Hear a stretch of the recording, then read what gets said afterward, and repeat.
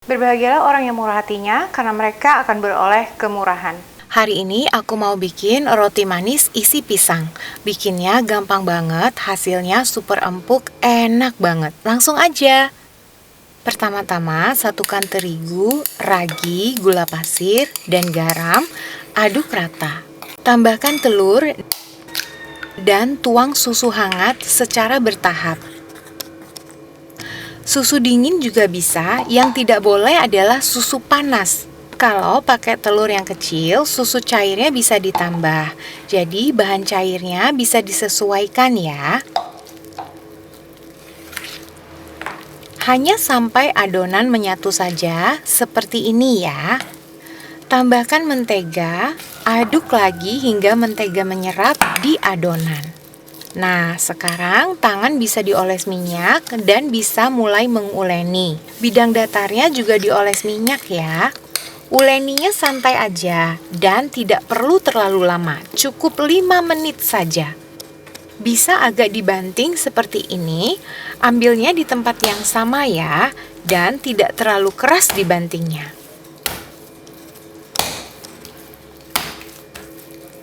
Atau bisa juga lipat tekan putar searah. Tangan bisa dioles minyak ya untuk memudahkan. Tekannya juga tidak perlu berlebihan, santai saja.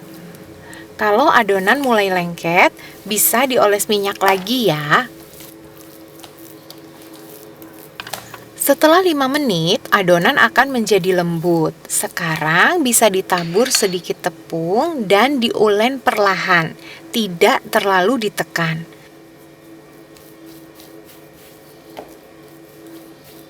Adonan yang bagus, lembut, dan ketika ditekan akan balik secara perlahan. Seperti ini. Istirahatkan adonan. Ini sisa minyak yang aku siapkan, jadi tidak terpakai semuanya. Ditutup ya, karena ragi tidak suka udara. Sambil menunggu, siapkan isiannya. Belah 2 memanjang pisangnya dan panaskan di teflon. Angkat dan sisihkan. Ini opsional ya, tanpa dipanaskan pun tetap bisa. Langsung untuk isian rotinya. Setelah 30 menit, uleni perlahan, semenit saja, bisa dioles minyak lagi ya, supaya mudah.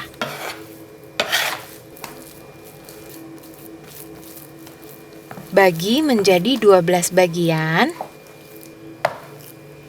Pipihkan dan bulatkan.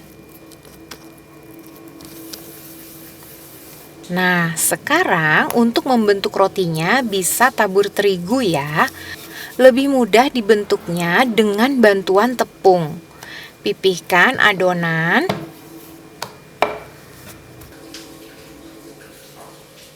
Beri isian pisang. Digulung setengahnya dan dibentuk seperti ini.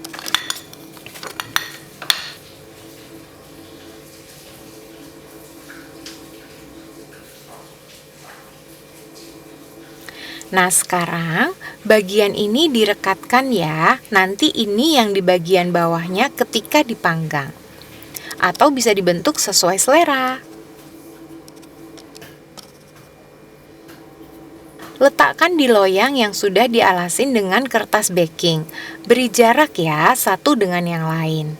Jangan ragu-ragu untuk tabur tepung ya, karena akan sangat memudahkan. Istirahatkan lagi rotinya sebelum dipanggang sekitar 30 menit. Tutup dengan serbet dapur saja. Setelah 30 menit, biarkan roti terbuka seperti ini sambil kita panaskan oven. Oles roti dengan susu cair dan beri taburan keju parut di atasnya. Agak ditekan sedikit supaya menempel gitu. Dengan oven kecil seperti ini bisa dipanggang sekalian. Waktu hampir matang, aku pindahkan loyangnya ya, atas ke bawah dan sebaliknya. Yang bagian atas sudah matang duluan, sekitar 25 menit.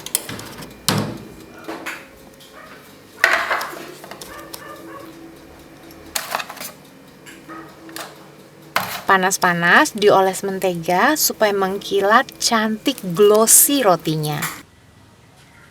Roti pisangku udah jadi. Aku liatin betapa empuk hasilnya.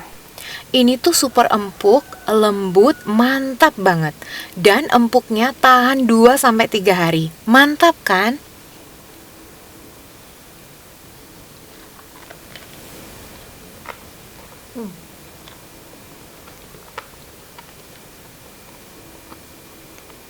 Wow, empuk banget. Tadi pisangnya itu agak di teflon bentar, manisnya tuh keluar.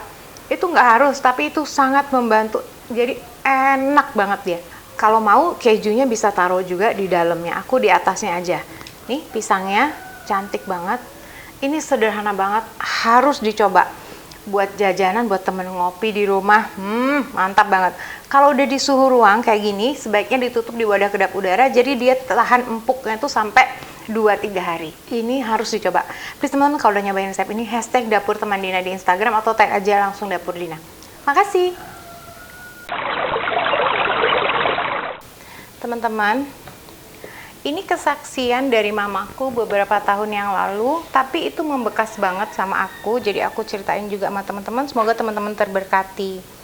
Jadi beberapa tahun yang lalu itu, mamaku itu ditelepon pagi-pagi sama temen gerejanya.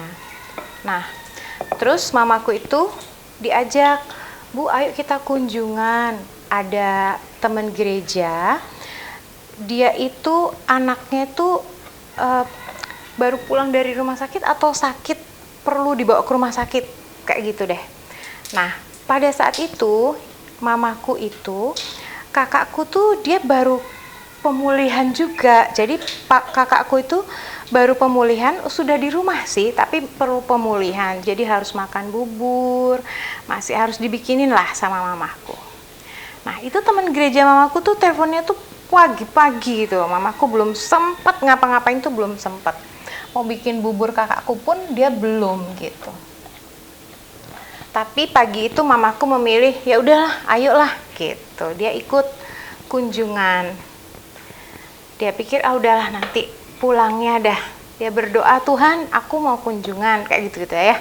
Dia berdoa dulu, terus dia kunjungan. Nah, ternyata di tempat yang mamaku pergi itu, teman gerejanya itu, ternyata mereka itu, keluarga itu penuh sukacita ketika dikunjungi sama mamaku dan temennya ini. Mereka tuh kayak, "Oh, terima kasih sudah datang dan berdoa buat anak kami," kayak gini, kayak gini, kayak gini. Dan bahkan anaknya tuh juga yang lagi sakit itu, dia bersukacita, langsung kelihatan jauh lebih baik, kata mamaku kayak gitu. Nah, akhirnya udah saatnya mamaku untuk pulang. Ketika mamaku pulang itu, mamaku udah siap. Oke, sampai di rumah langsung dah bikin bubur dulu yang pertama yang dikerjain, terus apa kayak gitu. Sampai di rumah mamaku tuh kaget banget karena di rumah itu ada temen gerejanya juga, yang lain temen gereja mamaku juga datang, ada di rumah situ gitu loh. Dia lagi ada roti, ada teh gitu, dia minum teh. Terus dia bilang nih, "Aduh, lama sekali saya nggak ketemu Bu Yati, saya kok kangen ya, pengen sarapan di sini pagi-pagi tuh, saya kok kepikiran terus, saya pengen kesini," gitu. Dan dia itu ke tempat mamaku itu, dia bawaannya tuh komplit, sarapan komplit, semuanya ada, lebih daripada apa yang mamaku harusnya persiapkan buat kakakku dan buat mamaku juga sendiri. Nah, di situ tuh aku dengernya, mamaku cerita kayak gitu, aku yang denger tuh kayak, wah, hatiku meluap-luap. Aku bersuka cita dengernya tuh kayak ajaib sekali ya. Nggak pernah lama, kata mamaku tuh jarang memang dia tuh ke situ tuh tiba-tiba datang, terus tiba-tiba bawa sarapan komplit kayak gitu. Akhirnya mamaku nggak jadi bikin bubur karena semuanya udah ada. Dari komplit lah, sarapan komplit.